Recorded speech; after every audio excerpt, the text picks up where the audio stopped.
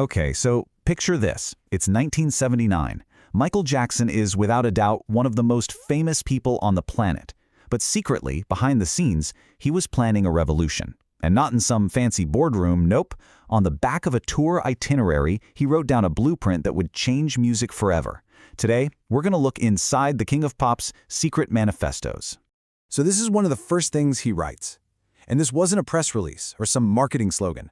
This was a private promise. A promise a 21-year-old artist made to himself. This was really the first shot in his personal transformation. A decision to shed his past and build a new future. And it all started with a new name, MJ. Now, to really get this note, we have to go back to 1979. Michael Jackson was a global star, for sure, but he felt creatively trapped, kind of put in a box by the very thing that made him famous in the first place. He was so tired of being seen only as that little kid prodigy from a family band. You know, he wanted to shed that child star persona and create a whole new identity, one built on his own terms and driven by his own artistic vision. So, on the back of that tour itinerary, he scribbled down what you can only describe as a manifesto. It was a secret blueprint for his future, a mission statement for the icon he was absolutely determined to become. The sheer scale of his ambition here is just astounding. He didn't just want to be good, or even great. He wanted to be shocking, transformative. He wanted to create something the world had never, ever seen before. And here's a really key part of the plan. Retreat. He decided he was going to build this aura of mystery around himself. He believed the truest connection with his audience would come through his art, not through his words. He was going to let the performance create the magic. And this, well, this just reveals his method perfectly.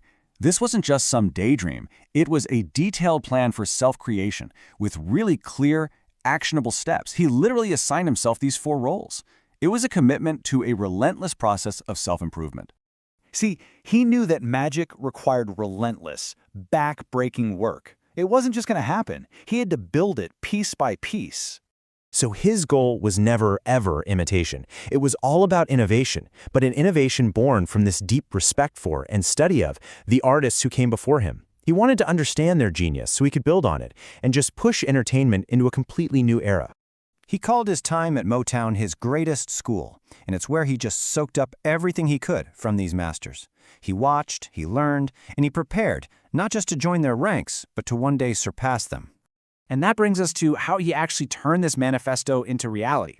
I mean, he didn't just write the plan down, he executed it with a kind of precision that changed music forever. He basically spoke his future into existence, and then he worked it into reality. This timeline just shows you that direct line from his private words to his public triumphs. The manifesto was written the very same year as Off the Wall, the album that really launched his adult solo career. And then just 3 years later, Thriller makes him the biggest star on the entire planet. You know, the success of Off the Wall and Thriller, that wasn't an accident, not at all. It was the direct result of the mission he laid out on that little piece of paper. He had the vision, he had a strategy, and he had an unmatched work ethic to make it all happen. But by 1987, the mission had evolved. A second, newly discovered note reveals a much deeper, much more intense motivation that was driving him during the bad era. Yeah, this new declaration wasn't just about being great. It was about fighting back. The ambition was still there, for sure, but now it was being powered by this profound sense of injustice. In this second manifesto, he's crystal clear. He was angry about the racial inequality he saw all around him, especially in the music industry, and he decided he was going to use his talent as a weapon. And these were not abstract frustrations. They were specific barriers he was determined to just smash. He saw the discrimination firsthand. MTV's refusal to play black artists, the whole backlash against disco, the outright lie that black faces couldn't sell magazines. And this is where he just consciously takes on the establishment. This wasn't just about his own career anymore. This was about claiming a space that had been historically denied to black artists. And believe me, he was aiming for the very top. So this was his grand plan. He believed that by becoming this undeniable global hero, he could make children of all races love him.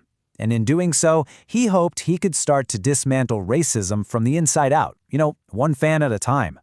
So across 2 decades, we see Michael Jackson literally writing his own destiny into existence twice. First, out of pure artistic ambition, and second, out of this righteous, powerful anger. His life really became a testament to the power of manifestation, of clearly defining your future and then just doing the relentless work to make it real. He proved that a vision, when you pair it with dedication, is an unstoppable force. This unwavering belief in himself, first captured in that secret note when he was just 21 years old, it became the engine for his entire career. He dreamed bigger than anyone, and then he went out and made those dreams come true. You know, his story just proves the power of a clear, written intention. It wasn't just magic, it was a meticulously crafted plan. And it really leaves us all with a pretty powerful question.